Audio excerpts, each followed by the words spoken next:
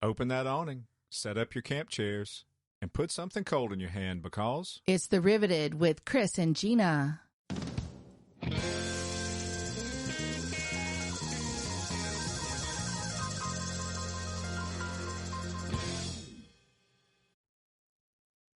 this is going to be a special treat today, Gina. It is. The only thing is, I wish I'd have eaten before we started this podcast. Yeah. Yeah, I'm going to be very hungry by the time we're done. I agree. Mm-hmm. Listener, if you may not have been aware, there is an amazing group on Facebook called the Airstream Chef. And for all of us that travel around in our Airstreams and like to eat more than just hot dogs and hamburgers off the grill, this group is amazing. It's your go-to group, right? Yeah. Mm-hmm. So we're excited because today on the podcast we have got the two nice ladies that administer this group, and they're going to tell us all about it, and also just their wealth of experience of cooking in an Airstream or just in small kitchens in general. So we're excited about that. We're very excited. The Airstream Chef has grown dramatically recently in popularity on Facebook. So we're excited to have on the podcast Stacy Foster and Abigail Parker from the Airstream Chef. Welcome to The Riveted with Chris and Gina. Hey, ladies, we're happy to have you here. Hello. Thank you so much. I told Chris, I said, I don't know, babe, maybe we should have scheduled this at another time so we could have had dinner before we started this, because I have been looking on the website for your community and scrolling down through, and wow at the dishes that these people are making, all because of you guys. This is amazing. We are feeling blessed by all of the things that we see as well. It's amazing what people can produce in their small kitchens. I bet so. Yeah, it's, looking at people that create beautiful meals in such a beautiful Airstream. Why couldn't you be inspired by that and want to maybe not duplicate it, but at least participate in it and enjoy it? Because these are such unique trailers, and you can take them to such unique destinations. And while you're enjoying that, enjoy a wonderful meal. Before we start talking about the Airstream Chef Facebook group and all the the popularity that it has, and the amazing information you can get from it, kind of give us a starting point for each of you on your RVing life. I know, Abigail, you have a pretty unique situation with being in a really nice fifth wheel and some of the professional work you do out of it as a chef, which is unique. And then, Stacy, tell us about your Airstream and your beginnings with that, so that and either one of you can go first. It doesn't matter, but just give a starting point to your RVing life. So in 2005, my husband and I had our 25th wedding anniversary, which is the silver anniversary. And we thought, what could we get that's silver, that's meaningful, that's fun? And we said, why don't we get an Airstream? It's silver. How about that? So we bought a 6-year-old Airstream, a 28-foot Safari. It was in 1999, and we named it George after George Briard, a designer. And we put his designer dishes in there. They're like stuff you find at flea markets. It's old-fashioned, mid-century modern pineapples and all kinds of things. Yeah. So we named it George, and we had full-time jobs and children who were not in college yet, so there were limited trips that we took, but we did take some really wonderful family vacations with it. And then in 2020, we had our 40th wedding anniversary, and we thought, well, George is getting kind of old. Let's buy a newer one. So we bought a 25-foot Flying Cloud, and we named it Ruby, which is the anniversary. Your Ruby anniversary is the 40th wedding anniversary. So we had Ruby. So we had 2 Airstreams sitting here, and we had a nice young couple who were getting married, and they bought George from us for their wedding present to each other. So we were very pleased to see George further celebrating weddings. And off we went with Ruby, and we just got back from a 6-month cross-country U.S. trip with Ruby, where we went all the way to Maine, but then kind of came back through the mid part of the U.S. I think we went 14,000 miles on the trip. Wow, sounds great. That is amazing. Yeah, Yes. we live in Washington, so we went from Washington State across and then back. Mm-hmm. And cooking along the way. I'm sure. Yeah. Yes, indeed. Yes. So 2 Airstreams in a matter of how many years? That was 15? 15. Mm-hmm. 15 years. Yeah, that's great. That's awesome. Yeah. I think it's pretty clever. It will be 20 years now. It's our 45th wedding anniversary is this month. Oh. I think we'll stick with the Airstream we have, though. Yeah. That can become an expensive anniversary tradition if you're not careful. It can. That's right. But that idea for 25-year anniversary to buy an Airstream because it's the silver, that's very what a great idea. Clever. Mm-hmm. Right. Why didn't you think of that? I don't know. Well, I'm trying to do the math in my head. We gotten the Airstream before our 25th? I don't know. That requires math. Yeah. Yeah. I can't do that right I think now. it was just before. Yeah. I think it was just before. No, but it was in advance. Yeah. But the whole thing, like you two have been very clever in the anniversaries, in the naming. You know, we've never really gotten into naming on our podcast, and we may do that one day. But you know, a lot of people name their rigs, and and you were really clever in your names. I like it. That's really cool. Yeah. Yeah. Thank you. Well, it helps to have a little bit of a story, and then when we talk about it, we talk about, oh, we'll go out to Ruby and get this or that, or when we bring Ruby here or there. Yeah. It's just sort of fun. We have not named our tow vehicle. You know, a lot of people name their tow vehicle too. Yeah. We haven't done that either. No. And the name that we have given our trailer, we have kind of backed off on using as of late. I don't really know why. I don't know why. We just haven't. Yeah, that's a whole nother story. No, so that's wonderful. What's the name? Well, it's called Nellie. Nellie. Mm-hmm. And it's a play on the Southern drawl that our granddaughter had as she was growing up. That our first few trips that we took when it was three. First three trips. Every one we got a nail or a screw or something in our tire and had to get a tire fixed. And so our granddaughter started calling it Naily. Yeah, she says everywhere we go, we get a nail. She's like, we're just going to have to name her Nellie. Yeah, and so then her little Southern accent was like Nellie. And so we Nellie stuck. And but we don't use it very much anymore. But it's kind of off our mind, but we normally just say home. No, that's true. Yeah, that's true. Yeah. So, Abigail, how about you? Tell us a little bit about your backstory on RVing and how you enjoy it now. Sure. Yeah. Well, my partner and I had always wanted to go to a tiny house, but we thought it would be like an after retirement kind of gift to each other sort of thing. But when COVID hit and such, and we wanted to get out of Asheville proper and a quieter area, we were in an apartment when that happened. So we had the opportunity to actually buy one that had been redone. So I am technically in a fifth wheel, but it's nothing like a fifth wheel inside. It's just the shell and the frame that it's still on. Other than that, it's been renovated to like a tiny home standard. So we have nice thick insulation and better electrical and sort of things like that. We named it Tim the Encamper after Monty Python. So instead of Tim the Enchanter, we have Tim the Encamper who takes us on requests. Oh, very nice. I like that. Everything in ours is Monty Python hidden joke into it. So our tow vehicle or your tows us is Patsy, the little horse, if you're familiar with it. And then our other car is Zoot.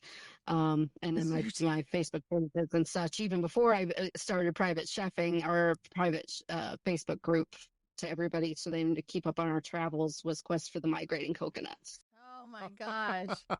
So, This is so great. so it was an extension of that and a double entendre that when I started doing my private chef business, of course, I had to name it Two Swallows Private Kitchen. Yeah. So That's They are so clever. they are. Yes. We I'm got to end this podcast right now. I'm very because they're too clever for us. I am very intimidated. Yes. I always thought I was kind of witty and stuff, but that's Oh, she's got you beat, babe. big time. She's got you beat. And so you're in Maine, right? Isn't that where you said you're located? I am now, yes. Yeah. We've been up here almost 2 years now. I actually was down your guys' way from outside Asheville, North Carolina, Yeah. and we started our event here right outside there, in Old Fort, if anybody's familiar with it. Yes. And then, in 2023 in the spring, we finally decided we weren't going to wait until retired to start traveling. We were ready to do it now, and so we made our way up this way. That's very nice. Took about a week on the road and traveled up here slow and saw the sights along the way, and then we've been up here in Belfast. So moving to Maine, you still have the cold weather. Asheville can be cold, yes, yeah. Asheville's getting experienced their one-time cold this year, probably right now. But yeah, it's been 18 degrees the past few days. Ooh, very chilly. Snow on and off, but I actually don't have snow right now. That's kind of funny. North Carolina's getting more snow than we have right here. So yeah, they're actually calling for it for us tomorrow where we are in North Carolina. So yeah, I'm not looking forward to it. Yeah. Tell us about how the Airstream Chef Facebook group got started, and I'm ashamed to say that I was not aware that group was out there until we met you, or if I did see it, I went past it, and probably because I was intimidated at all the beautiful pictures. I'm sure. I don't know, but tell us how it got started. Well, wait, before they get started on that, I'll let them know. So, ladies, Chris does the cooking in our Airstream. I do the cleaning. He does the cooking. So when he says he felt intimidated, he's for real about that because he's like, okay, I can cook, but maybe I can't do all this. So but he's phenomenal. I love your cooking. Yes. But anyway, I didn't mean to interrupt you. But yes, ladies, how did it all happen? Where's the magic? Well, I am sure everything that Chris makes is delicious. So I would love to see some of the things that Chris makes, and you can put them up on the Airstream Chef, Chris. I will give you lots of praise. Well, he won't do it, but I'll do it just to show it off. You do it, yeah. Gina always takes pictures of the stuff if she thinks it's impressive looking. So she has all the pictures. Yeah, but see, the thing is with that, he gets a little upset with me because he plates it and he sets it down to me. And then I'm like, wait, I got to get pictures. He's like, come on, it's hot food. And I'm like, no, you got to give me a minute. And then I'm like, no, move it over there. It's better lighting. Hold your flashlight up for me so I can get light, And he's like, stop, I'm going to eat. Well, impressive or not, we love the pictures. And there's no need to, do a professional photo shoot. So please don't be intimidated. Okay, that's good. Abigail and I are not the original administrators of the Airstream Chef. It was started by another individual who was inspired by being able to help people during Hurricane Katrina. And he started with his Airstream, he cooked for people. So he then started a small Facebook group called the Airstream Chef. And he then subsequently left the group, but not after making Abigail and I the administrators. And so we turned around one day and we said, I think we're the administrators of this group.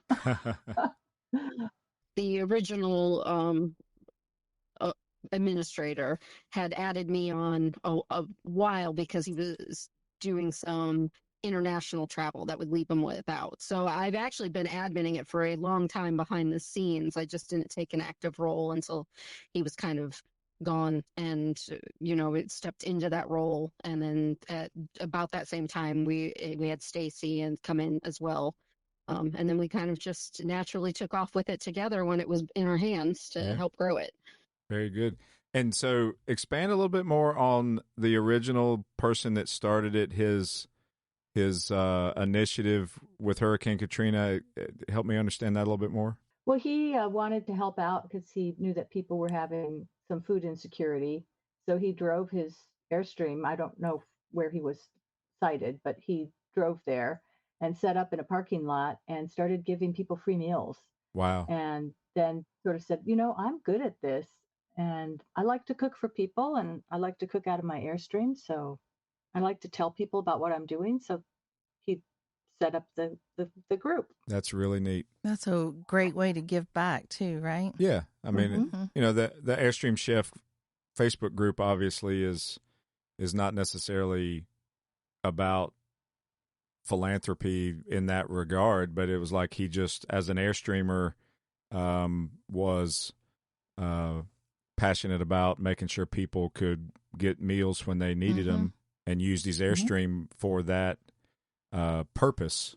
And that's a great positive way to start out a Facebook group where everybody's sharing, you know, positive energy with each other and positive, you know, recipes Absolutely. and meals and everything. That's really, really neat. Well, when I was looking at the page, you know, it looked to me like you guys had organization hacks, you know, you had beverage recommendations, maybe some great locations for people to try on their travels and stuff like that. Is that something that y'all started once y'all took over? How did that come into play? Well, I think it's been developing rather organically. People are encouraged to put up not only food but where they're eating and interesting things that they've done, table settings we've had, or even just pictures of nature or sunsets. Occasionally, people will put up, but mostly it has something to do with the food. So this is where we ate, or here's where we are, and here's our meal, great location, etc. Yeah. So you really won't get a lot of travel location tips out of it. Occasionally you will. Most of it is people putting up things that they've made or talking about fun that they had with people that they've been visiting. A lot of outdoor campfire cooking too. So what do you think is like people's favorite part, or what our listeners might enjoy the most about the Facebook page? I definitely would say it's inspiration. It's easy to get stuck in a rut when traveling, or just to go to your if you aren't doing it full time, to just go to your go-to meals. And I feel like this gives you the inspiration and community to encourage you to try other types of food, to take advantage of your local sources and to make beautiful food with it, not and food that tastes great, and that it's not out of the realm of possibility just because you're camping or working in a tiny space. Yeah. I'm the first to admit, you know, I'll stand up in front of the crowd and say, yes, I get complacent and cook the same thing a lot over and over. And it's done out of the convenience of knowing what to buy at the grocery store and knowing how it's going to store in the Airstream as we're traveling, you know, because we're in ours full time. So everything has a place and everything's in its place. So I've kind of become complacent sometimes.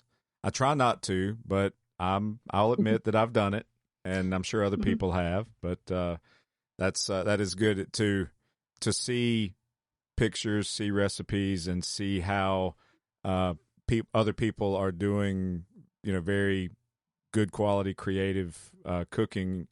And it does. I could see, Abigail, how that would inspire people, and then it allows you to hopefully want to make something like that for yourself and just get out of the box and do something different. So that's really good. Do you have like a go-to meal that you have for the group, or for? I think everybody may have their own go-to meal, but for me, I will say it's steak salad. So that could be thrown together really quickly, really luscious medium rare steak sliced over mixed salad greens with blue cheese and a balsamic vinaigrette. Oh yeah. That's comes together really quickly and it's very satisfying. So I actually have several steak salad pictures, I think, up on the group site. It's like I kept making it because it is one of my favorites. I don't know, Abigail, what your favorites are. My go-to ones, when we're busy or when I'm tight for space, are definitely one pot meals. But like in the sense of it would be the things that you don't think about being mostly one pot. Risotto is always a staple for me. I love making it. It mostly can be done in one dish, besides maybe baking up a protein to go on top. It's really easy to just do if you got time to, sit over it for 40 minutes. So that So one's probably my favorite go-to. okay, so you hit a very happy spot for me when you said risotto. So I love risotto too, and I love the process of making it. I enjoy that. Yeah. Partly because the way I do it is early on, I'd add a little bit of white wine as before I start adding in the risotto and the stock and stuff, and so I get to drink the white wine while I'm cooking the rest of the bottle. Yeah, so Definitely.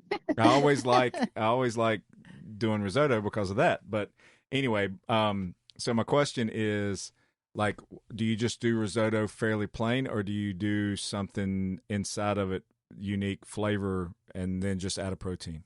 I usually like doing something unique to it. I mean, go-to veggies are always a great one. Mushrooms, that type of thing. I really love making butternut squash risotto. Ooh, Yeah, and then I'm big on scallops and risotto. So I will often put in instead of chicken stock, use seafood stock instead. yeah. And then it's really easy to top it with shrimp or scallops or something like that. You are so speaking his language. Oh yeah, Oh my, yeah. big time. We actually had risotto at a restaurant a week or so ago, and it was corn risotto. Is that what it was? Sweet Cream corn risotto. cream corn risotto. And it was really I'd never good. had that before. Yep, Mm-hmm. it was super good. It was good. Talking about the one pot thing, it is fun, I think, to try to make a meal with as little cookware as possible when you're in the Airstream, or at least I agree, because I'm the clean person. I have to clean up after him. Yeah, I mean, you just try to creatively figure out how you can do it with as little amount of cookware, but the one pot stuff is obviously smart for a go-to meal. Do you have an instant pot? I don't know. No. We've not gone down that road, and and I think we're both vegetarian, and I guess I just prejudged an Instapot in thinking that a lot of times it was really helpful for cooking, some type of meat Faster or something, faster, yeah. and so it's not that I'm opposed. I just kind of prejudged it and then have not given it a whole lot of attention. But I'm sure they're extremely convenient in a RV. Yeah, the Instant Pot Mini fits under the bench in your dinette area. You have to get the mini. Yep. And it is wonderful for cooking beans and legumes and potatoes, all kinds of things, greens. Really, really love it there. In fact, I make a lot of Indian food in the Instant Pot. And some of it's, completely vegetarian as well. Very cool. Our daughter's really, she's very talented in cooking Indian food. Yeah. With the spices. She's really good at that. Yeah. Yeah. We love it. We like that. I love to eat it. So I told you guys I was going to be so hungry by the time this was over with. Yeah. So Chris, I'm going to give you a little tidbit of something that Chris makes, and he probably gets tired of hearing me talk about this because I just really, really enjoy it. But he doesn't make it very often, and I'm not sure why. But he makes a salad with butternut squash, black rice, arugula, and what else?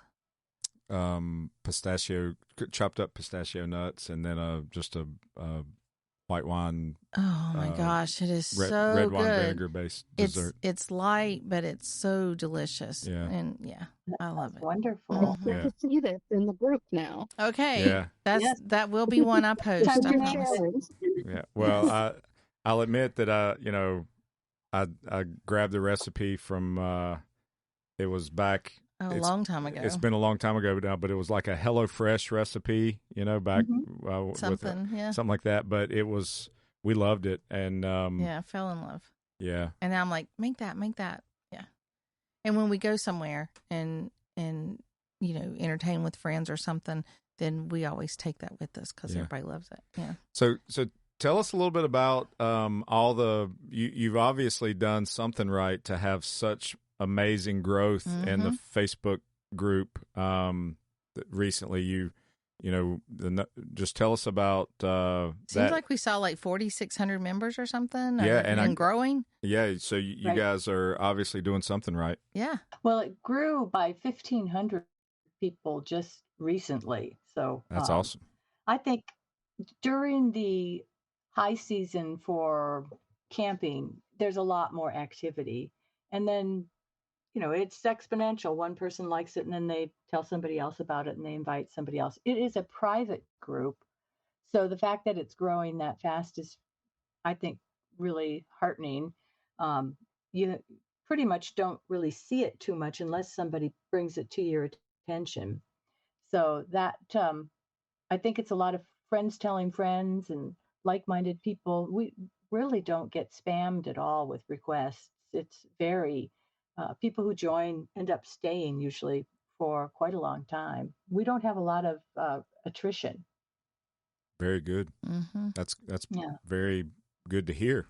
Well, I think even for people who don't cook, maybe it's just very inspiring to look at the recipes or the pictures or the suggestions that people, the tips and tricks, whatever, that people are posting, because, I don't like to cook. It's not that I can't, it's just not something I enjoy. So we have an agreement. He cooks and I clean. But I love looking at the food and giving him advice on what to cook. Yeah. The people that are active in the Airstream Chef would you consider them to be foodies, I guess, and they're trying to be very elaborate, or is it just where do you think the emphasis is? Is it 80% foodie, 20% Airstream, or is it 50-50? Like they're passionate Airstreamers that like to cook, or what's the ratio on something like that in your opinion? No, I'd have to take a look at that.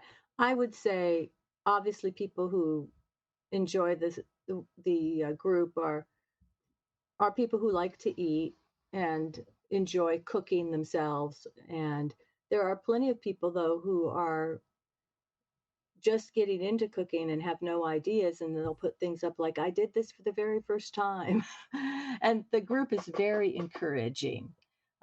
Occasionally we'll have people who say, I don't want to put any of my pictures up, I feel intimidated. And then you'll see a slew of comments from members of the group saying, oh, put them up, we want to see. And that's good. Well done. I mean, it's a very encouraging, inspiring, and empowering group.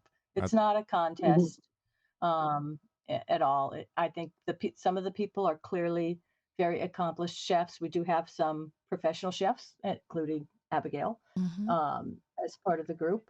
And they're very encouraging to people. That's great. That's good. Do you find that the group tends to be more women or more men, or do you think it's more balanced in there? Well, lately we've had more men joining just in the last week, I noticed, but mostly the demographic is women over the age of 45. So in joining the group, do you cater to just Airstreamers, or can anyone join? What if they don't even have a rig, but they want to belong to the group itself? Anybody. An Airstream is not required. Oh, good. Nor do you have to even have an RV. Yay. Nor do you have to have a tiny kitchen. It's more of a lifestyle piece that people are tapping into. You don't have to raise lions in order to enjoy watching, Tiger King or whatever it was. Yeah. Yeah. So, Abigail, you may have some thoughts on that too. No, I completely agree. It's like you said, it's more of a lifestyle and a concept than any kind of club, I guess you could say.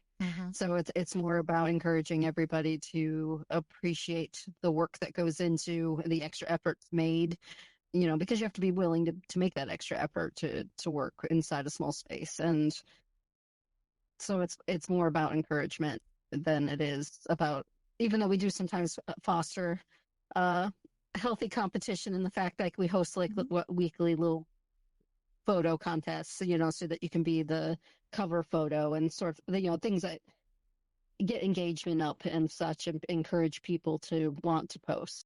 During the in season, we try to do like a weekly, and it's really not even competition, more of it just a highlight to encourage. And then, they get to be featured in the album and that sort of thing. And there's talk about different other projects and such along the way. Yeah, No, that's very exciting what they're doing. yeah. It's like Yeah. you create a nice meal and you take a picture of it, and then it might be the placeholder picture on the group for a little bit. That's kind of really cool. That's awesome. Well, So- what I think's great about it too is it's showing people that, just because you're in a camper or you're out camping, you don't have to always eat, hamburgers, or it doesn't always have to be a steak on the grill or something. You can mix it up and have good quality, healthy food, without, needing a 2.0 cubic foot refrigerator and freezer and, whatever. You could do it in your small rig. I like that. I like it a lot. Yeah. Well, that was where I wanted to kind of go next, and I wanted to maybe ask Abigail this specifically, especially since she does cook professionally. Well, let me preface it by saying this: is that we have met a lot of people that own Airstreams, especially some that have bought some new ones, within maybe less than 2 years old, if not newer than that, and they've never cooked in their RV. Mm-hmm. They literally either don't know how to work the convection oven, or they just don't want to mess the stovetop up, or they feel like they're going to make a mess in it, or the smell. They're intimidated by the oven itself. Yeah, I wouldn't say that there's a trend with this, but we have heard, from numerous people that there's people that don't cook inside their Airstream. They may grill outside, but not inside. So I guess my question to you, Abigail, is like, what are some either misconceptions or maybe 2 or 3 pointers to folks that might like to hear? What's some strategies in cooking in a small kitchen, especially in an Airstream or in a small space? I definitely say the beginning part of it is organization. Once you have your kitchen set up so that everything's reachable, you have good quality utensils that you can use. You don't need a bunch of them. You just need the essentials and a decent quality of them. And then it's just learning how to organize it and how to find like little hacks. Like you can make a countertop by opening a drawer and putting a cutting board on top. That gives you a whole L-shaped, area to work in, kind of thing. That there's tricks for using your Airstream's oven, I've heard, as far as like putting in a pizza stone to help regulate the temperature. And once you have those little hacks so that it doesn't feel overwhelming, then the next process of just being inspired to make a meal seems a lot easier to handle once you know what you're doing and you have everything on hand that you need. Yeah, That's good advice. it is. One thing that I found out whenever we first got our Airstream and was stocking the Airstream is that it seemed like we put too much in, like too many utensils, too many spatulas, too many, serving spoons, whatever. And it seemed like we were constantly thumbing through them to find what we need. And it was kind of a hassle. And, we finally went in and did a big sweep, and we're like, okay, we're cleaning out these drawers. We're not going to take as much. Now, literally, we only have 4 drawers. So it wasn't that big of a deal. But we found once we kind of honed in to a fewer utensils, that tended to help out too, right? Well, utensils and cookware. And cookware, yeah. And where I found I was way overstocked was in like Pyrex baking type dishes, and in a couple different size stock pots that I realized I didn't need that many different size stock pots and so forth. And and that was stuff that was fairly bulky or potentially breakable. And so I figured out a way to travel with a little bit less of that and still accomplish pretty much anything I want to cook. Right. But have y'all come up with like some kind of I don't know, trick or tips in helping people with that kind of stuff? Because maybe that'll help. Like an inventory list. Yeah, that'd be great. Yeah. That would be a great idea. We haven't done that. I have found that my cooking, for all the different things that I have to cook, that if I can get away with the magma set, that nesting magma set, Yeah. which takes up very little space. I do not You know can what that bake in is. it. You know, I have to be honest. I do not know what that is. Yeah, MAGMA. It's a very popular RV cookware set. It's heavy duty, and it does not. They do not have handles. It has one handle that you attach to whatever it is you're using, Oh, and they wow. stack. The whole thing stacks. Has a fairly large pot, and then a frying pan sort of size pot, and then a small saucepan, and it comes. All of them come with lids, and they all nest. So it's like within a round of a 12-inch round, 12 to 13-inch round, and you can have. I found all my stovetop cookware is perfectly adaptable to any of those three pots. All right. We'll have to look into that. And yeah, and then if you want to bake things, you can have a baking sheet, or you can have a small air fryer that you could do things in too. But you don't need a lot of different frying pans. I used to bring my cast iron frying pan. I really love it, but it was really big. And I know a lot of our folks on the Airstream chef, Abigail, use their cast iron frying pan. We see a lot of those show up in the pictures. I've got ours that we travel with, and one, and I don't use it hardly at all, but we travel with it. Well, it's a good friend. Yeah. Yeah. I found it when I first went tiny. I cut back my kitchen and all of my things to a bare minimum, and because I really wanted to live as simply as possible and embrace the whole lifestyle of it. And then what I have found over the past few years of being in here now is that it was easier to pare back and then add in slowly what I found I was actually using. So, it's even something as small as, okay, I was doing a whole bunch of stuff and I realized I needed a zester because I was using it for every meal. So, okay, that's an essential tool to add back in then at that point, and to do it that way so that you've pared down everything you don't need and then you only add back what you see yourself physically using. So I've slowly grown it back that way with just what I use often and needs to be in my kitchen versus a one-time. A lot of times if you need it once, you can find a hack to make it work that time and then you don't need it again. Right. Very neat. Yeah, that makes a lot of sense. Sure. Yeah, I like that. Okay, so we're going to do something fun here. Oh no, wait! I got to tell this one funny little story. Oh, you got to tell a story before we pivot into the. He loves to tell stories. Yeah, so you guys will probably get a kick out of this, or you'll really be sad for me, one or the other. But our Airstream came with one of the convection oven microwave combos, and it's mounted below the countertop height in that first compartment area, and we used to store bread in it, and for travel, so bread and tortillas and things like that. And so one time I was in a hurry and I reached in and grabbed the bread out and turned it on to preheat, and put my meal together, and then I was in a hurry and I went to stick the cookie tray or the baking sheet in the oven once it got to temperature, and I pushed it in, shut the door, and all of a sudden we started seeing smoke come out. And I realized when I opened the door that I had forgotten to take out a pack of tortillas in a plastic bag. Oh no. And when I pushed the baking sheet in, I shoved the plastic bag up into the back where the convection oven fan was. Oh, yes. And so the plastic got all in that fan. Oh, yes. And so it essentially... And plastic stinks when it's burning, by the way. So it essentially ruined the convection oven completely.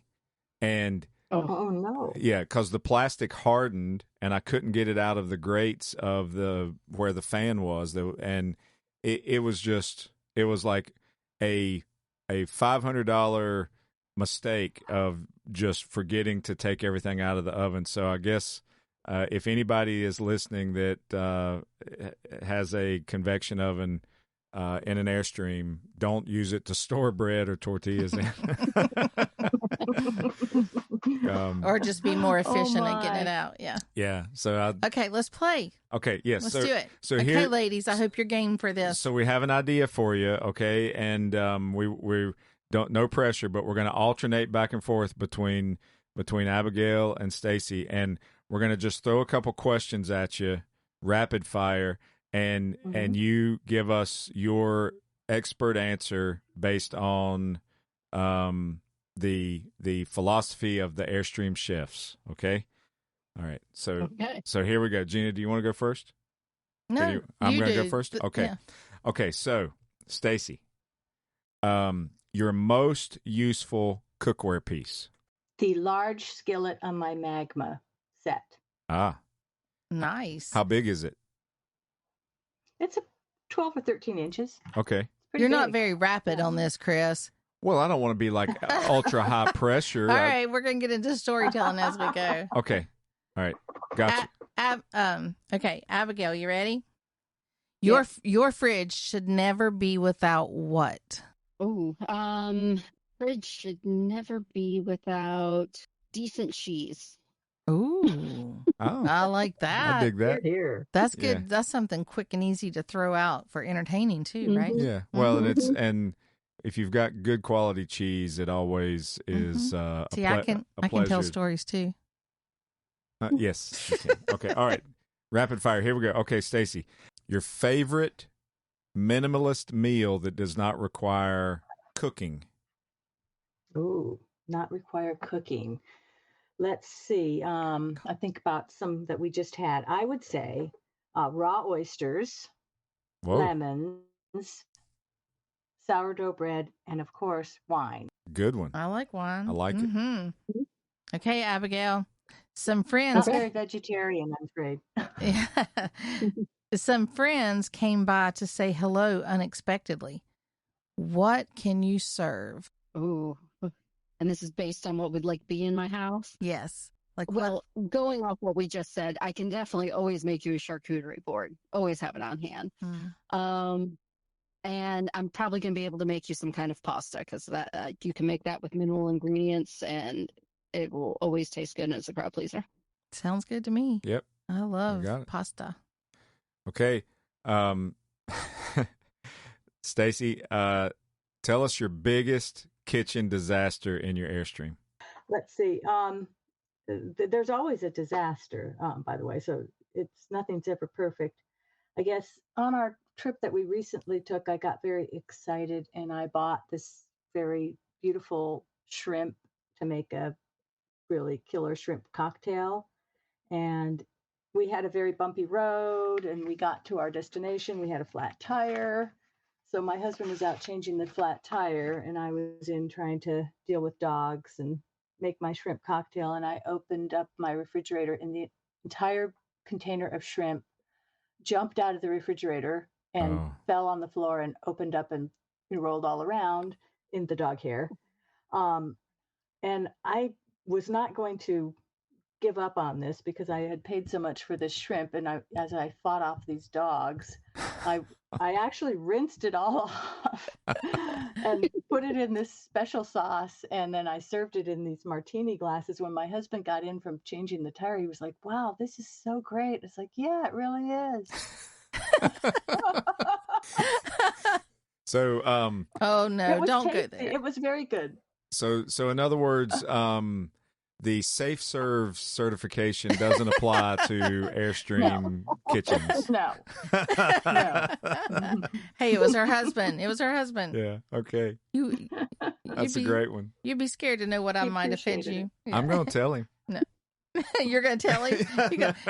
He's got him on speed dial right now. He's calling him to tell him. Go ahead. Okay. Last rapid fire coming at you, Abigail. Okay. All right, Abigail. What's the biggest obstacle you've ever overcome in your tiny kitchen cooking? That's hard to say. In your tiny kitchen cooking. Learning how to cook without conventional utilities. I still actually in here don't even have like a regular stovetop and stove. And so I've learned to adapt things to either my one top induction burner that I got for myself or for my itty bitty convection oven. Mm. Yeah. Now, we have one of those, and you really like it, don't you?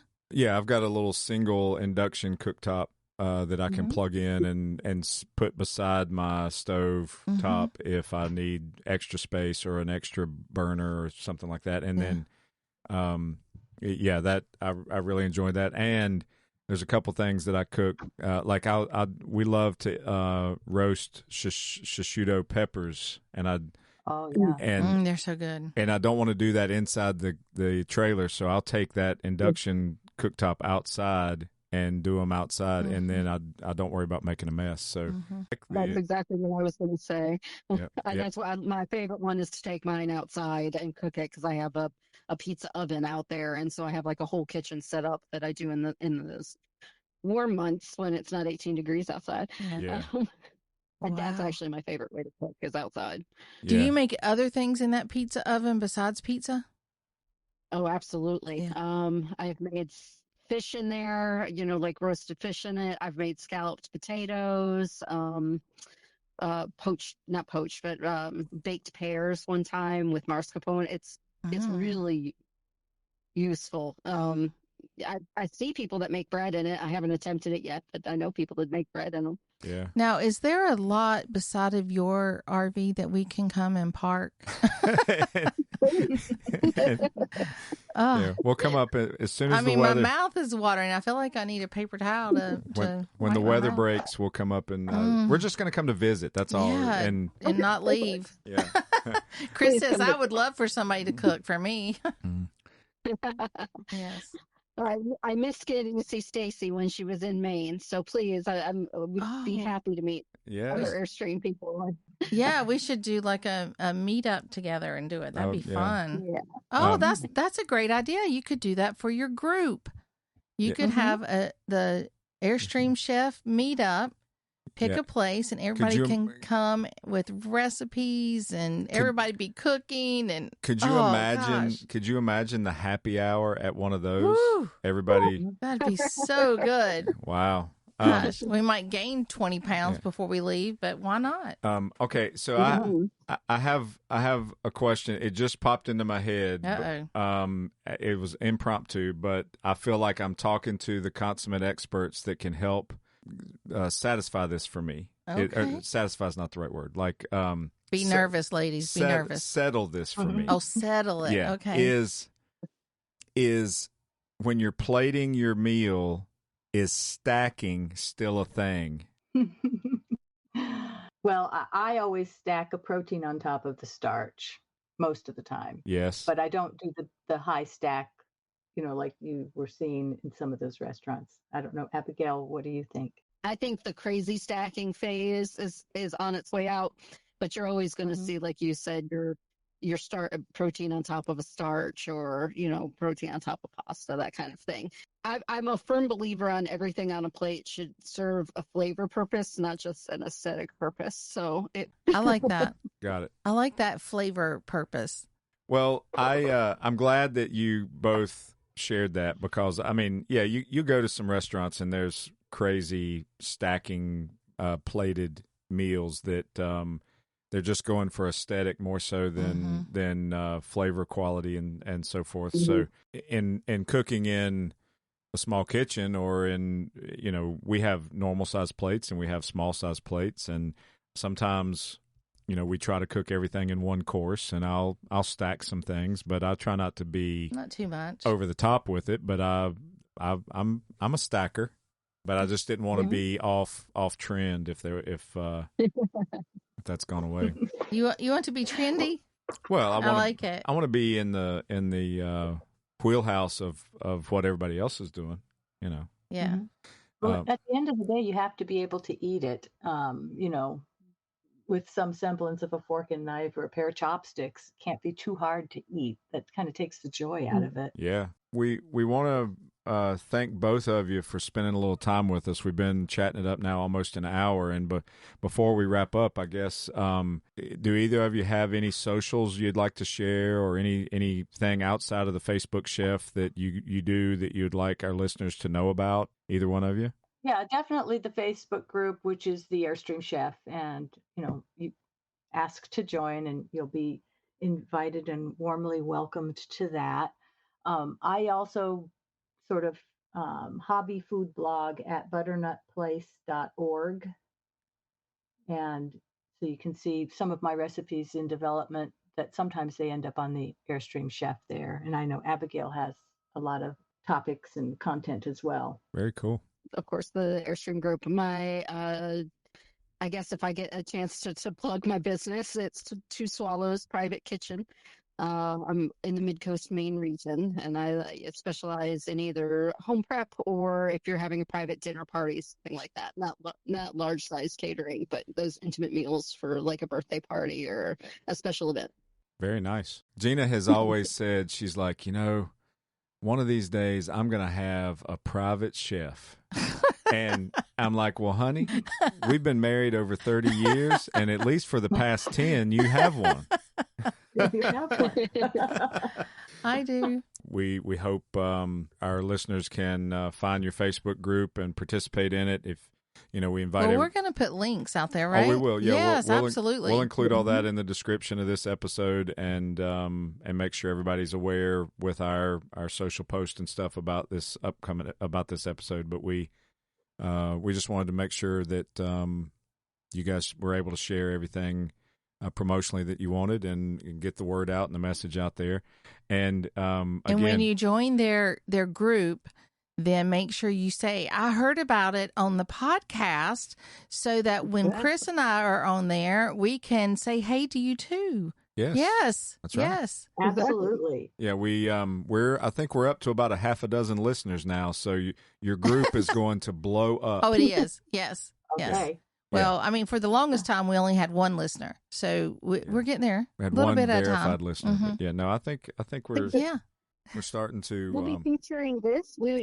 Stacy and I will have to feature this one, of course, in the group, and then hopefully some of our followers. Yeah, that'd be great. Yeah.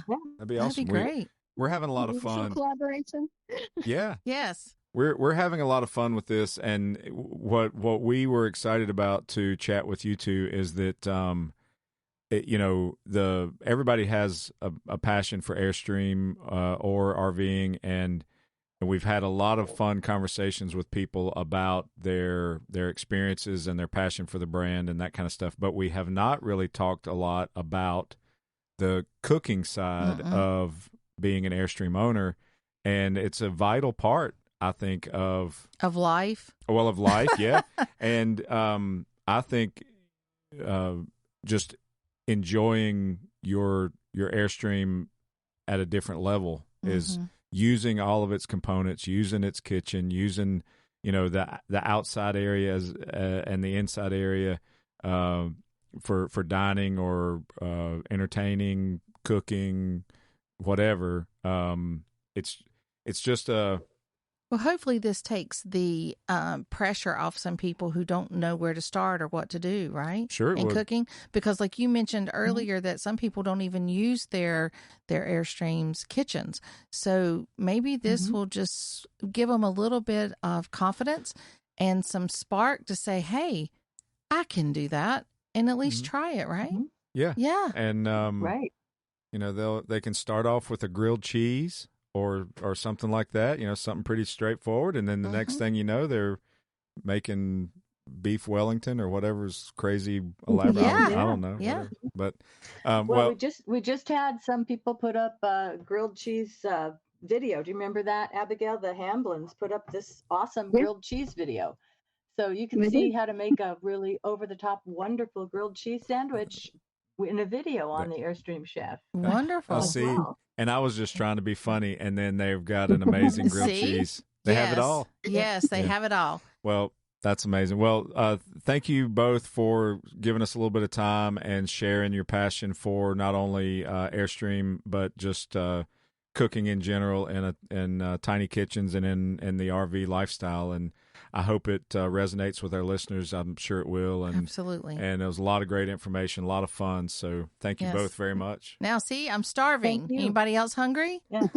Yes, I'm we're hungry. gonna It's time for dinner. Yes, it is. Thank you, ladies. We appreciate all you do. Thank you. Thank too. you. We'll see you down the road. Gina, if you're hungry, I'm hungry. Yes, you're hungry. I just hope that you utilize that website a little bit and get some new recipes. Yes, ma'am. I will do my best. You do great, honey. Thank you. Mm-hmm. Hope everybody enjoyed this episode. It was a different one. It was. It's exciting to have some different chats, different subject matter, and when who doesn't love a good meal, right? Absolutely. Mm-hmm. And when they reached out to us and told us, that they were part of or admins of that group and all the different aspects that you can get from it, I was like, this is going to be great for the podcast. Got to have them on so everybody can learn about it. Yep. Hope you enjoyed the episode, listener. And we encourage you, please, to check out our Patreon page, the Riveted Fox community on Patreon. It's got all the information there about how you can help support the podcast and participate in other fun activities surrounding that in our community. So give it a look, and we would appreciate any support you can give. Thank you, guys, and thanks for listening. We'll see you down the road.